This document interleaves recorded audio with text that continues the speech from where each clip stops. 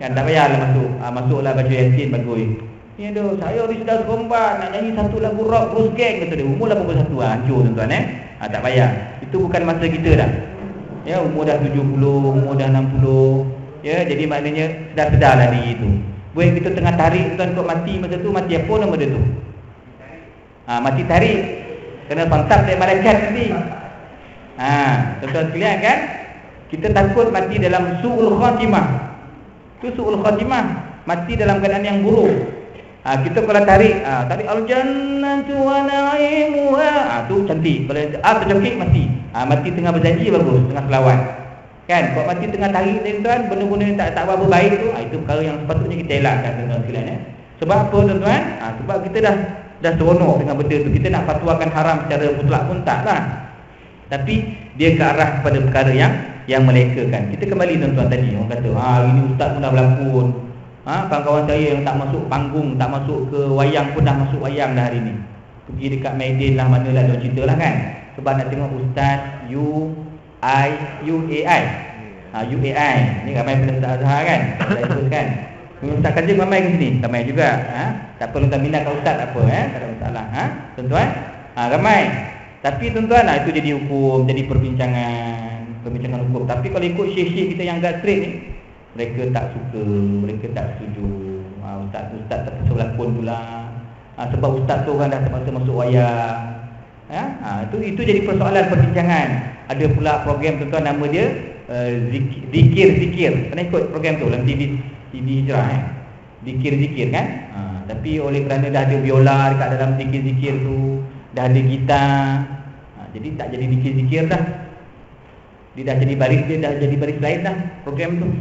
Jadi maknanya tuan, untuk guru saya contoh Syekh Nuruddin, dia sangat tak berkenan program-program keagamaan yang dicampur adukkan dengan benda-benda yang akhirnya kita nak bawa agama ni dah jadi macam orang dunia pula. Faham Saya nak bawa agama ni, saya kena jadi pelawak dulu, jadi lawak-lawak, kena glamour dulu, boleh main gitar sikit, baru orang boleh ngajak-ngajak buat apa. Mana nilai keagamaan tu, mana nilai Islam tu, mana nilai pendakwah tu. Dia kena asing. Dia tak boleh campur-campur.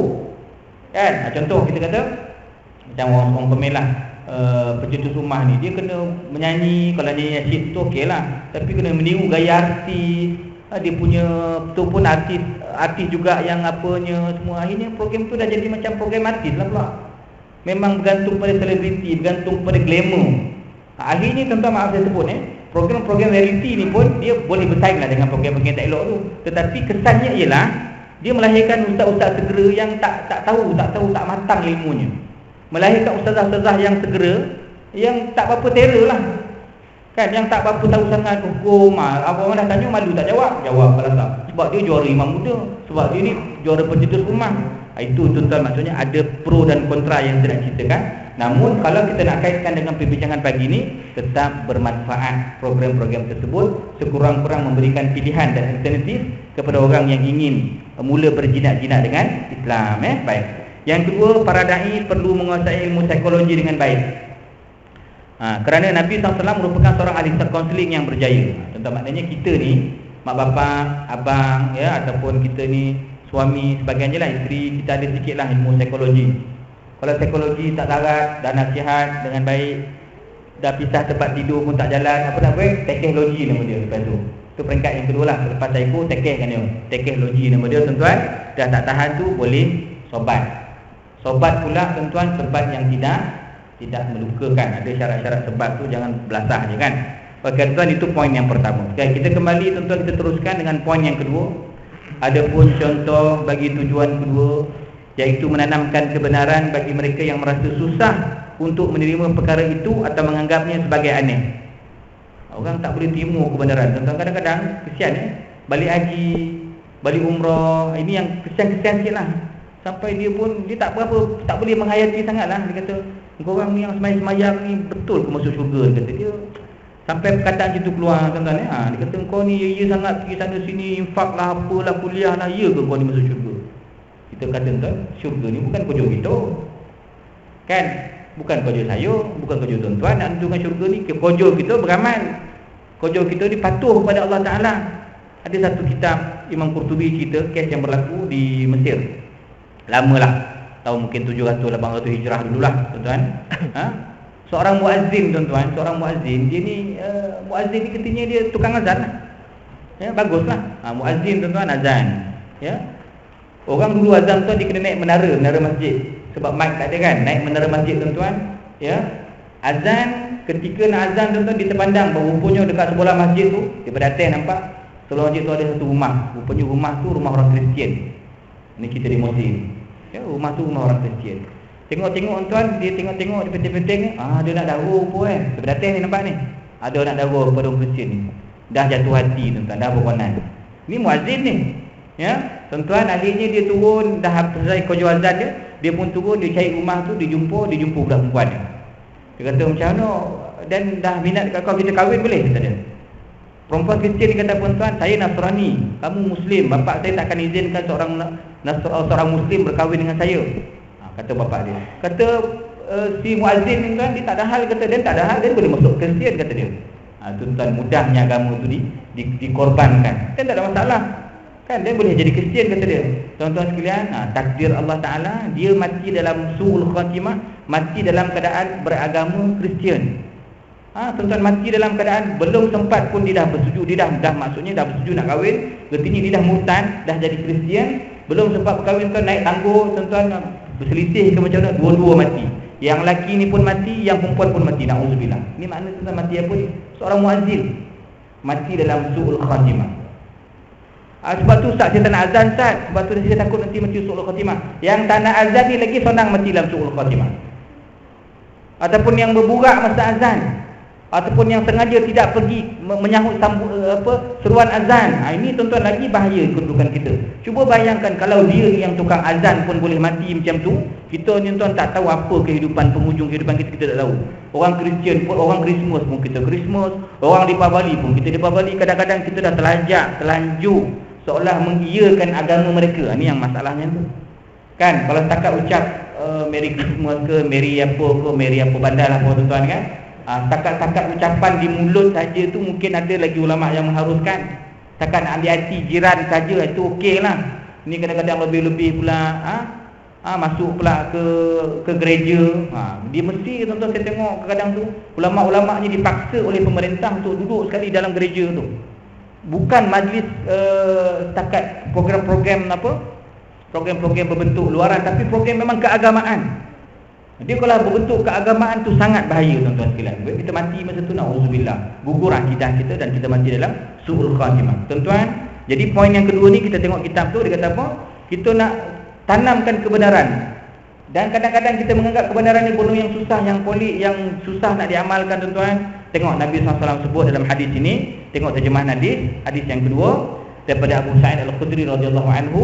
Nabi SAW keluar pada suatu pagi untuk menunaikan solat raya korban atau raya haji, raya fitrah. Kenapa, tuan-tuan, agak-agak, tuan, kenapa ada perkataan atau kat situ? Tuan-tuan, agak-agak lah. Kenapa Abu Sa'id Al-Khudri ni dia kata raya haji ataupun raya poso? Kenapa ada atau kat situ? Sebab dia syak. Syak dia, tuan, maknanya apa? Dia tak ingat. Cerita mari ni zaman Nabi dia ingat ni. Tapi bondo ni berlaku masuk raya haji ke raya poso tak ingat. Sebab tu dia letak atau. Apa kita nak belajar, tuan-tuan? Dalam ilmu hadis, dia tak boleh main agak-agak je. Memang betul raya haji punya, dia tahu. Dia tak pasti ni. Ataupun dia tak raya poso, tak. Oleh kerana dia tak ingat raya poso ke raya haji, kena letak dua-dua sekali. Mungkin raya haji, mungkin raya puasa. Nampak, tuan? Itu amanah dalam menyampaikan hadis. Ya, jangan kita tak ingat, kita kata-kata confirm kita ingat, padahal kita ni pelupa kan. Jadi kita kata mungkinnya, mungkin tu. Itu cara yang paling selamat.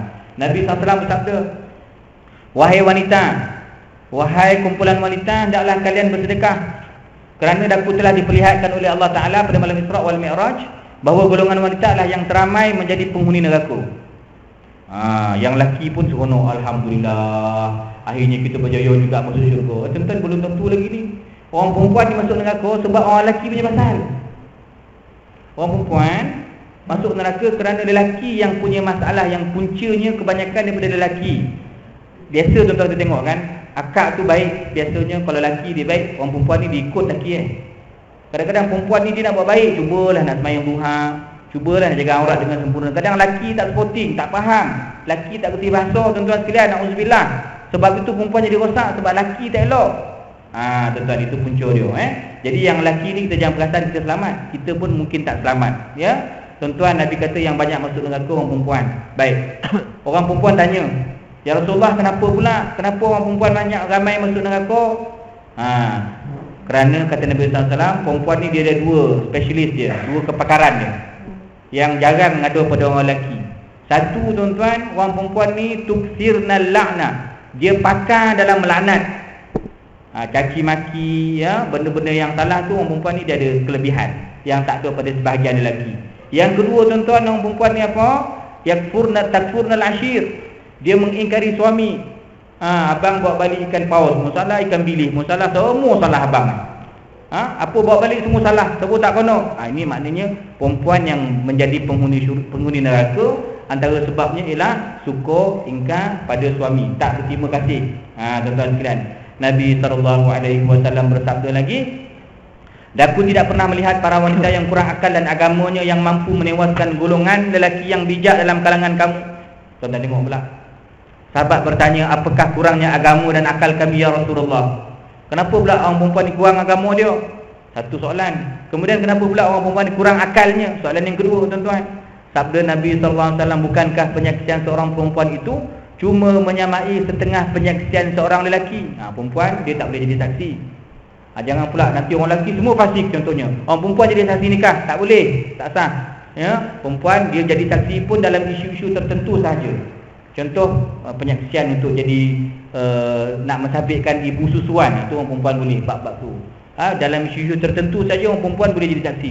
Tapi isu-isu yang melibatkan jenayah, biasanya perempuan punya penyaksian tertolak dalam Islam. Sebab dianggap pun tuan, kurangnya akal perempuan.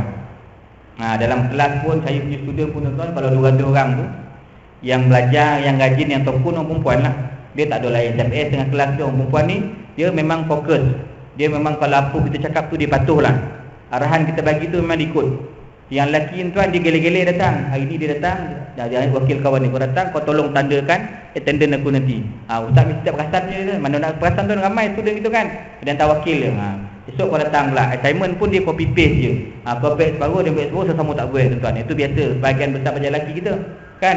Tapi tuan nak ceritanya, pelajar perempuan walaupun dia tekun, dia punya level, maaf saya sebut tuan-tuan, dia punya tahap IQ dia tak setinggi pelajar lelaki. Pelajar lelaki nampak cincai boncai tuan, nampak selebet tuan. Tapi pelajar lelaki ni kalau dia yang jenis fokus sikit dalam kelas, dia akan skor. Itu nak kata IQ orang lelaki tuan biasanya lebih tinggi berbanding perempuan. Buktinya saya sendiri, wallahualam, perasan saya dengan isteri saya lah maksudnya kan. Baik, terus tuan-tuan. Jadi orang perempuan ni dikurang sikit segi akal. Kemudian tuan-tuan itulah bukti kurangnya akal wanita. Kan? Kemudian apa yang kurangnya tuan segi agama? Bukankah apabila mereka datang haid, mereka tidak boleh solat dan tak boleh puasa? Tanya Nabi SAW kepada mereka, jawab mereka benar. Ya, maka demikianlah juga kurangnya agama mereka. Kita yang lelaki tuan, kalau kita kurang dengan perempuan, malulah kita. Sebab dia orang ada seminggu tempoh cuti, kita tak ada cuti, kita straight je. Orang lelaki ni dia sepatutnya dia lebih stabil emosi dia. Orang lelaki ni patut lebih mantap iman dia, sebab dia tak ada masalah apa-apa. Kan dia ibadat tak ada uzur-uzur. Tapi yang biasanya buat uzur ramai lah kan. Tuan-tuan sekalian Saya pengajaran hadis, Imam Nawawi menggariskan beberapa pengajaran. Satu, walaupun hadis ini ditujukan kepada golongan wanita, tetapi orang lelaki pun mesti mengambil pengajaran. Jangan kita kata tak apa dia selamat. Belum tentu tuan-tuan kita selamat. Yang kedua tuan-tuan, banyakkan sedekah dan istighfar dan seluruh amalan taat yang mendekatkan diri kepada Allah, agar perkara yang dituntut adalah perkara yang dituntut sebagai bekalan akhirat. Kita nak buat bekal tuan, ya, bekal yang paling sempurna tuan, bekal takwa. Bekal takwa tu amal kita lah, sikit istighfar, baca yasin, buat apa yang kita mahu buat kan. Yang ketiga, kebaikan akan menghapuskan kejahatan, ya, dan dosa berdasarkan ayat innal hasanat yudhibna sayyiat. Ya, justru Nabi SAW mengarahkan kepada kumpulan wanita tadi, banyakkan sedekah dan mohon keampunan Allah. Yang keempat tuan-tuan, menderhaka kepada suami, mengingkari nikmat dan jasa yang diberikan oleh suami dianggap sebagai dosa besar. Ya, jadi mudah-mudahanlah dua hadis yang kita bincangkan pada pagi ini tuan. Satu tadi kita nak buang kebatilan, yang kedua tuan kita nak tanam benda yang benar, benda yang hak. Jadi mudah-mudahan insya-Allah perbincangan yang ringkas ini adalah manfaat untuk diri saya dan tuan-tuan sekalian. Jadi kalau ada soalan, mungkin kita boleh buka sedikit sesi perbincangan yang berkaitan sebelum kita bertemu pada tahun harapan, insya-Allah. Ada soalan yang berkaitan ataupun isu sebagainya, saya buka terus. Ada soalan? Semua dah faham, alhamdulillah. Tak faham pun boleh faham pun tak ada masalah, tuan.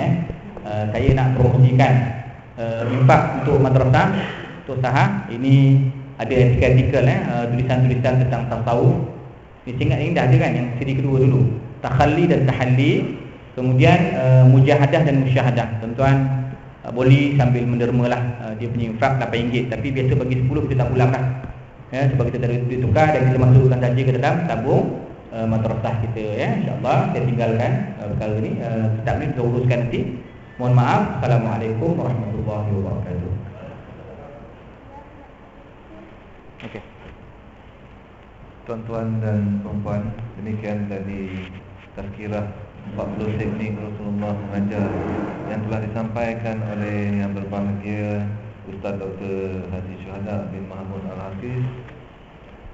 Semoga apa yang disampaikan dapat kita manfaatkan dalam kehidupan seharian. Saya bagi pihak Rizal mengucapkan terima kasih kepada yang berbahagia Ustaz yang sudi melapangkan masa menyampaikan tazkirah pada pagi ini. Bagi mengakhiri majlis, marilah kita sama-sama membaca tasbih kifarah dan